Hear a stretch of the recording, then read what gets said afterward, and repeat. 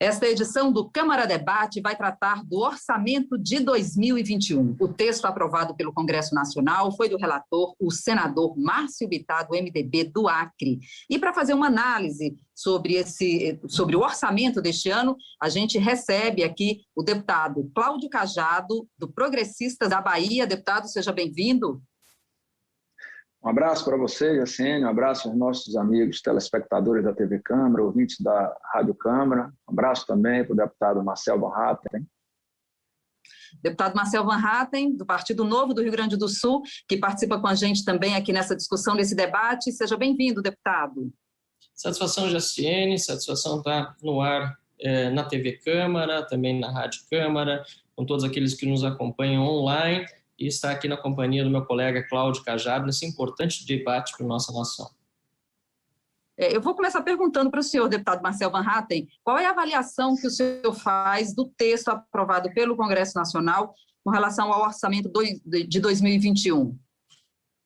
Olha, Jaciene, inicialmente o texto que havia sido protocolado pelo relator no domingo anterior à sessão de votação do Congresso, que se realizaria na quinta, naquela mesma semana, era um texto que, apesar de algumas divergências que nós tínhamos, isso é normal, a peça orçamentária é muito grande e complexa, ele tinha o nosso apoio, ainda mais por já estarmos aí de metade para o fim do primeiro semestre sem orçamento aprovado no país. O problema foi que houve um novo relatório apresentado na manhã da quinta-feira, às 10 horas daquele mesmo dia, quando a sessão estava atrasada para as 15 horas, e nós tivemos só aquele prazo de 5 horas para avaliar uma peça que, eu repito, é muito complexa, muito ampla e abrangente, e ainda assim nós conseguimos encontrar uma série de discrepâncias em relação ao relatório original, com as quais nós discordamos. Por exemplo,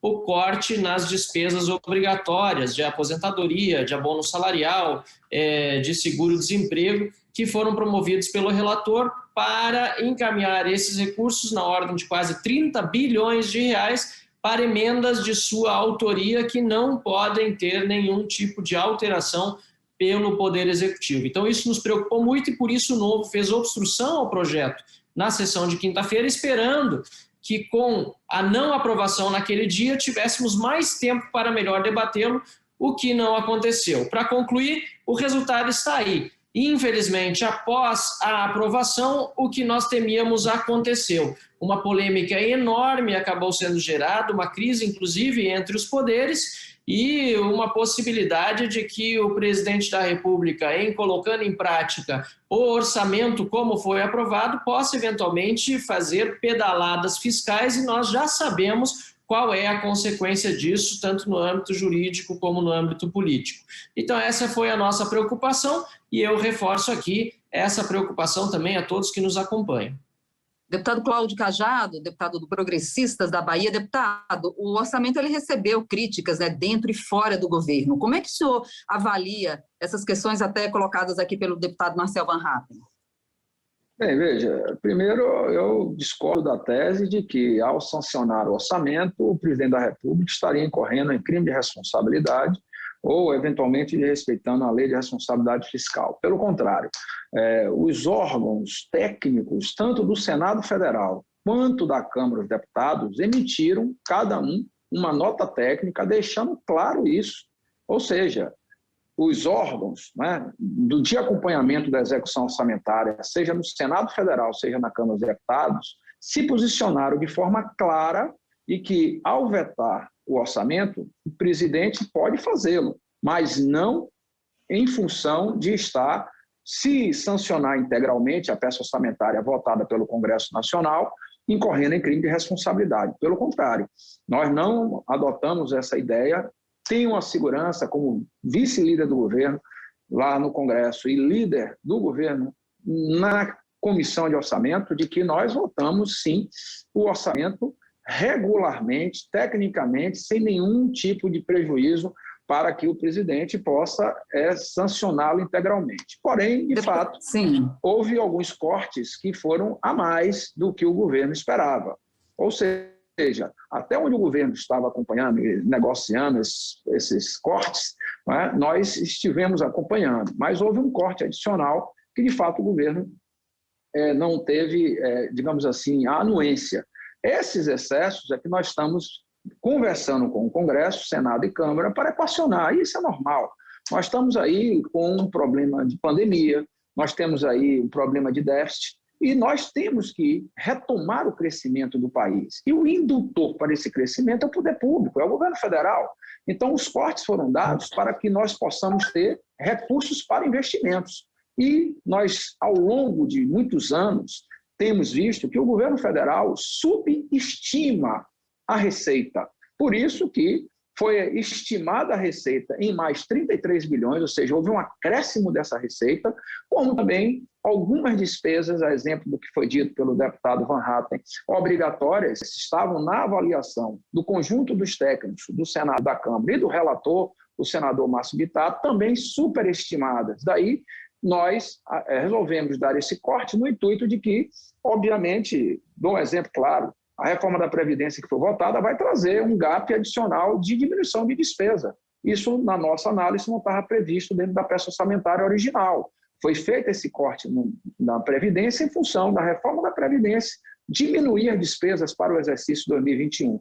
Casos como esse, nós temos a convicção que, ao longo do exercício, se a receita não se efetivar, o governo pode enviar os PLNs e fazer as suplementações que achar conveniente. Ou seja, nós estamos fazendo uma previsão orçamentária já atrasada, porque o orçamento era para ter sido votado em 2020, estamos votando em 2021, já estamos em março, e ainda não houve, em abril, e ainda não houve sanção.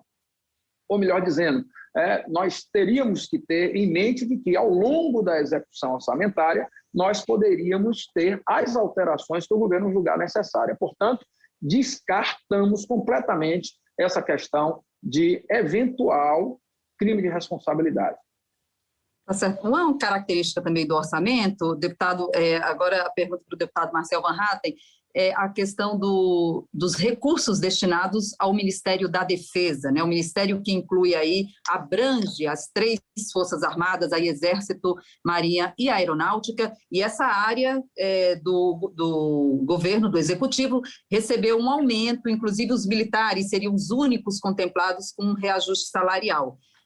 Como é que o senhor avalia, deputado Marcel Van Hatten, esses recursos destinados ao Ministério da Defesa e esse aumento de recursos aí para as Forças Armadas? Esse é outro ponto de divergência da nossa bancada do Novo em relação à peça orçamentária. É importante, porém, a gente ser justo e lembrar que uma parte dessas despesas decorre justamente da aprovação da Previdência dos militares na Câmara dos Deputados, ou seja, são despesas obrigatórias, às quais o Novo se opôs, aliás, já na votação na comissão especial que foi criada com esta finalidade. Nós, na época, já dizíamos que este aumento nas despesas obrigatórias acabaria trazendo problemas orçamentários para o nosso país na época em que se debateu a reforma da Previdência dos militares. De outra parte, investimento em caças, construção de submarinos, navios, também estão na peça orçamentária e, no nosso entendimento, por mais que seja importante que nós tenhamos uma defesa bem equipada no Brasil, o momento hoje requer que os recursos escassos da administração pública sejam principalmente investidos nas áreas mais prioritárias, como na saúde. E nesse ponto também, a respeitosa discordância com meu colega Cláudio Cajado, eu não entendo que o Estado seja o indutor do desenvolvimento. O indutor do desenvolvimento é o indivíduo, é o cidadão, são as empresas, são os empreendedores. Quanto mais dinheiro nós arrancarmos do cidadão em impostos para colocar em obras capitaneadas pelo Estado, que, aliás, muitas vezes envolvem indícios de corrupção e superfaturamento, menos dinheiro nós teremos na economia para que os nossos empreendedores possam, por suas próprias forças, fazerem com que nós retomemos o crescimento econômico do país. E é pior ainda quando as verbas de despesas obrigatórias, como o pagamento de aposentadorias, ninguém aqui vai imaginar que nossos aposentados não vão receber as suas aposentadorias até o final deste ano. Pois bem, o orçamento, se permanecer como foi aprovado pelo Congresso Nacional, vai inviabilizar o pagamento dos aposentados. Isso para privilegiar obras com gastos governamentais. Eu preciso discordar disso e entendo que esse dinheiro seria muito melhor utilizado, primeiro, claro, nas despesas obrigatórias, o nome já diz, são obrigatórias, e também ficando no bolso do cidadão e no capital de giro das nossas empresas para que elas possam se recuperar neste momento de tão grave crise sanitária e econômica. Deputado Cláudio Cajado. Também, com todo respeito, admiro muito o deputado Van Hatten, mas discordo. Primeiro, uma coisa não anula a outra. O indutor do desenvolvimento econômico e social, sendo o poder público, isso não inibe a iniciativa privada de também promover as suas ações e as suas iniciativas. Pelo contrário, eu defendo que os dois o façam. Mas deixar de obras importantes, como construção de estradas, como recursos a serem liberados para estados e municípios, no intuito de fazer investimento nas suas regiões e localidades, eu acho fundamental para que o país, pós-pandemia, retome o seu crescimento. Por outro lado, esse orçamento previu 125 bilhões de reais para a saúde.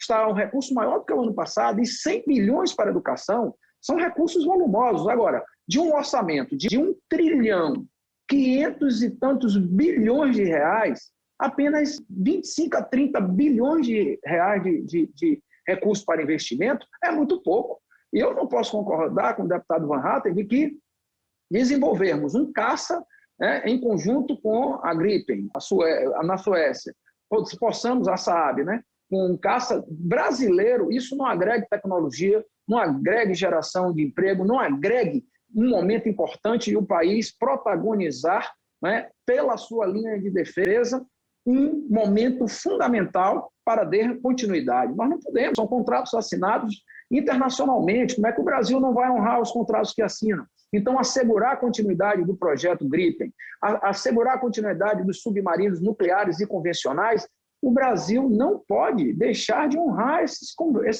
contratos. E nós asseguramos, sim, não apenas esses projetos do Ministério da Defesa, como o reajuste, uma melhoria salarial dos nossos membros das Forças Armadas, porque há anos eles estão sem essa previsão. E na reforma da Previdência, nós votamos isso no Congresso, Câmara e Senado, e tivemos, sim, a participação de poder dar a esses membros das Forças Armadas uma condição que eles, por anos, sofreram e não reclamaram. Então, eu vejo que no governo Bolsonaro, ele oriundo das Forças Armadas, não teríamos outra opção a não ser respeitarmos esse funcionamento e votarmos como votamos esse pequeno aumento para o Ministério da Defesa. Porém, eu repito, nós estamos com a peça orçamentária equacionada e o governo vai poder, sim, executar ao longo do exercício de 2021 os ajustes que julgar necessário. As emendas de relatores, elas se tornaram necessárias, ainda que eu pessoalmente discorde. Eu acho que nós teríamos que disciplinar aonde pode ser efetivadas e os valores dessas emendas de relatores, para não ficar como está de forma ampla. Porém, é necessário para que nós tenhamos uma execução orçamentária mais célere. E isso nós tivemos visto ao longo dos anos passados, que foi positivo para o Poder Executivo. E nós votamos no relatório preliminar as condições para que o relator geral pudesse fazer essas emendas que nós chamamos de relator. E elas são úteis à execução orçamentária. E se o governo não concordar, ele pode enviar projetos de suplementações, PLNs, e o Congresso votar, como, aliás, irá fazer. A gente está chegando aqui ao finalzinho do nosso bate-papo. Eu queria passar a palavra para o deputado Marcel Van Hatten, já fazendo aí as considerações finais, deputado, a respeito, então, do orçamento, né, para 2021. Olha, eu quero concordar com o deputado quando ele fala que contratos precisam ser cumpridos, estou de acordo, e obviamente, não é esse o ponto, e o deputado sabe disso, da minha crítica em relação ao aumento no orçamento, por exemplo, da defesa. o meu ponto principal são os aumentos que não estavam previstos em relação ao orçamento do ano anterior, que foi aquilo, né, que extrapola justamente os contratos já assinados. Em segundo lugar, também quero concordar com o deputado Cajado que as emendas do relator precisam primar, em primeiro lugar, por transparência. Eu sou contra a sua existência, mas existindo é preciso ter transparência e todos saberem como vão ser aplicados e não virar um clubinho de deputados ou de líderes que decidem onde vão ser aplicados esses recursos sem a transparência nem da Câmara, nem do Poder Executivo. Isso é muito ruim para a democracia no Brasil, precisa ser alterado. E, por fim, aí sim, discordando, acho que não tem nada que nós demos, nem para militares, nem para defesa, nem para aposentados, nem para ninguém. Não há nada que nós aprovamos aqui de repasse orçamentário que não tenha sido antes tirado da população brasileira. Então, nós precisamos lembrar que o dinheiro dos impostos que nós alocamos no orçamento não é dinheiro nosso, é dinheiro do cidadão brasileiro e durante o período de pandemia, quando nós estamos ainda encarando uma crise econômica desse tamanho, mais do que nunca esse dinheiro deveria ir para áreas prioritárias, a começar pela saúde, compra de vacinas, de máscaras, de equipamentos para hospitais poderem atender melhor as pessoas que estão hoje morrendo, infelizmente, por falta de atendimento e não alocar em outras áreas que podem esperar e não precisariam estar sendo beneficiadas nesse momento. Seriam essas minhas palavras finais, agradecendo mais uma vez pela oportunidade desse importante debate que nós tivemos com o deputado Cajado e com todos que nos acompanham. Muito obrigado. Deputado Cláudio Cajado, mais um minutinho aí para o senhor fazer as suas considerações finais.